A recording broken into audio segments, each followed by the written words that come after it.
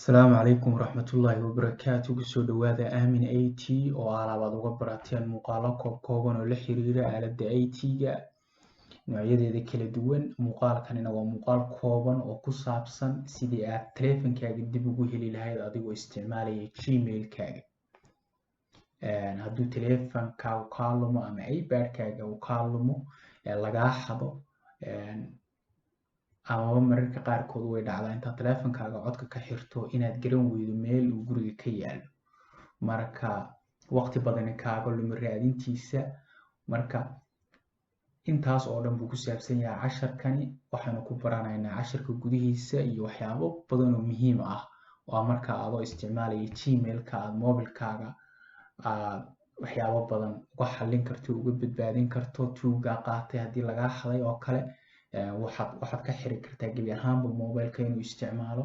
Waxaad u diri kartaa fariin, message baad u reebi kartaa, aad u sheegayso inaad abaalmarin siinayso dabcan qofkii hela, adoo in la helay uga soo qaadaya. Marka taleefankii aad ka xirto, waxaa dhacaysa inuu marka message usoo dirto oo tiraahdo fadlan taleefankaasaa iga lumay, haddii qofkii haya abaalmarintaasaa siinaysa. Marka qaarkood inta badan way dhacdaa inuu markaa tuugus yiraahdo dee adeer abaalmarintaba iska doon. Marka casharkan waxyaabo badan ku ogaanaynaa oo muuqaalka ugu saabsan. Fadlan muuqaalkani haddii aad tahay qof adigu garanaya, dad badan oo aan garanayn baa jira, sii faafi oo gaarsii walaalaha aan garanayn. Qofkii aan garanayna muhiim buu aad ugu yahay. 2 jeer baad daawan kartaa si aad u fahanto hadduu qofku ku adag yahay, matalan dadka waayeelka ah oo kale oo aaladahan casriga aan wax badan kala socon. waad daawan kartaa 2 jeer baad daawan kartaa. Wixii su'aal waad nala soo xiriiri kartaa adigoo na soo weydiinaya meesha aad fahmi weydo. Marka casharkeenu bilaabaynaa, waxba hadalkeenu ku badin maayo. Waxaanu ku bilaabaynaa, waxaanu soo kicinaynaa browserka ama meesha laga galo website-yada.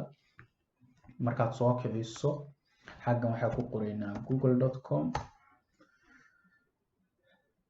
Markaad qorto, dabcan anuu login baan soo sameeyey koontada aanu isticmaalayo Gmail-ka.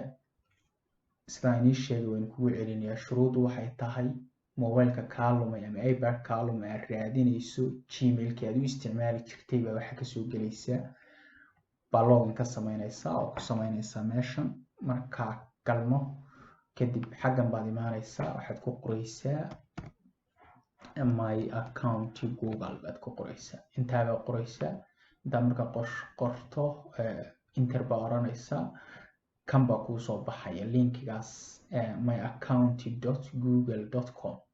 kaasaad ku dhufanaysaa, click garaynaynaa ama gujinaynaa. Kadibna dhankan bidix baad tegaysaa. Dhanka bidix meesha furuhu ku qoran, waxaan leeyahay qafulka uu ku qoran yahay oo qafulkaa saaran yahay, security ay ku qoran tahay baa click garaynaysaa. Meesha markaa gujiso hoos baa u jiidaysaa. Waxaad imaanaysaa meeshan ay ku qoran tahay hoose, ay ku qoran tahay your device. Micnaheedana waxa weeye Gmail-kaasu inta computer amaba inta mobile ee aad ka furtay. Matalan waxaa dhici kartaba inaad leedahay iPad iyo mobile, labadaba aad u isticmaasho Gmail-kaaga. Marka muhiimadda intan kugu soo qorayo markaad tagto waa intaas oo keliya, waxba ku wareerin. Kadibna waxaad tegaysaa meesha yar ay ku qoran tahay afargeesta yar ee go'aabinta ah, find a lost device. Meesha ay ku qoran tahay baad jugsiinaysaa oo gujinaynaa. Kan baa kuu soo baxaya. Haddaad dabcan sidaan hore kuugu sheegay 2 device, tusaale iPad iyo mobile, uu Gmail-kaasi ka furnaa, labadaba wuu kuu soo dhigayaa. Marka muhiimaddu waxa weeye ka aad raadinayso. Aniga hadda mid kaliya uu ka furan yahay waa mobilka aan raadinayay ee Galaxy S8-ka ah. Mobilkaasaan raadinayaa. Sweden baa lagu isticmaalayay 13 daqiiqo ka hor. Waxaan kasoo qaadayaa inuu iga lumay, laakiin dhinacayga buu yaalaa oo laptopka aan isticmaalayay dhinaciisa buu yaalaa. Marka kaas baanu raadinaynaa. Adiga marka kaa raadinayso, haddii matalan uu 2 kaaga furan yaho kale, 2 mobile ama mobile iyo iPad, uu kuu soo dhigayaa. Marka muhiimaddu waxa weeye kaad raadinayso inaad click garayso. Waan click garaynaynaa kana raadinaya. Shaashadan baa kacaysa. Dhankan midig wuxuu kuu soo dhigayaa qariirada ama meesha caalamkii oo dhan buu kuu soo dhigayaa, wuu raadinayaa hadda connecting buu samaynayaa, isagaa raadinaya oo daynaysaa uun. xaggan waa aragtaa waxaa ku qoran dhankan midigna weli wuu raadinayaa, wuxuu raadinayaa uu soo helay warbixintiisii kale, laakiin wuxuu raadinayaa waa meesha uu ka yaallo caalamka. wuu diiday oo aragtaa can't reach with device. marka refresh baan u dirayaa haddaba mar kale. uu soo qabtay maaragtaa meesha uu yaalla, adresska uu yaallo soo qabtay. Sweden buu yaallaa, wuxuu ka yaallaa adresskaas Forskula Fjällkovan. adresskaasuu yaallaa buu leeyahay. waa sax, waa runtii wuu yaallaa oo meesha aan fadhiyo weeye waqti xaadirkan. xaggan baad tegaysaa bidixda. cod haddaan rabo inaan matalan guriga dhexdiisa sidaan hore kuugu sheegay lagaagama xadin be codkaa ka xiran. waqti xaadirkan aan duubayo dhinacaygu yaallaa, codkuna wuu ka xiran yahay. marka dabcan codkaad ka xirtay meelaad guriga ka dhigtaad garan weyday waad ku dhufanaysaa.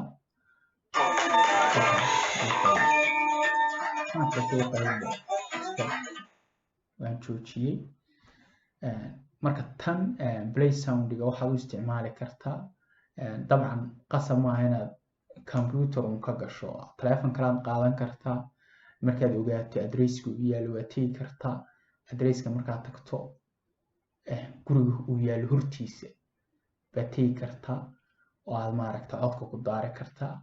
haddii uu guriga dhexdiisa aad ku weydayna waaba tala doonayo oo saasoo kale wuu qaylinaya, xitaa codku hadduu ka xiran yahay. warbixinada kale xagga kuu soo dhigayo waa inta bateri ku jirta iyo waxaas uu daaran yahay kuu soo baxaysa. xaggan baad tegi kartaa, waad tiri kartaa gebigiisaba oo waad tirtiri kartaa adoo taa gujinaya. tan waxaad samayn kartaa, waynu ku dhufanaynaa message baa u reebi kartaa intaad ka xirto. baad oran kartaa fadlan teleefonkana iga lumay, xaggan message baad ku qori kartaa. xaggan lambar lagaala soo xiriiro baad ku qori kartaa. wuxuuba shaashaday kasoo baxayaan markaad aad kaa ku dhufato meesha cagaarka ah secure device aad tiraahdo. waxyaabahaas oo dhan baad ka samayn kartaa. marka muhiim buu aada u yahay. waxaan jeclahay inaad ka faa'iidaysatay. wixii su-aalaad qabto aad fahmi weydo fadlan commentiga noogu reeb. waana mahadsantahay.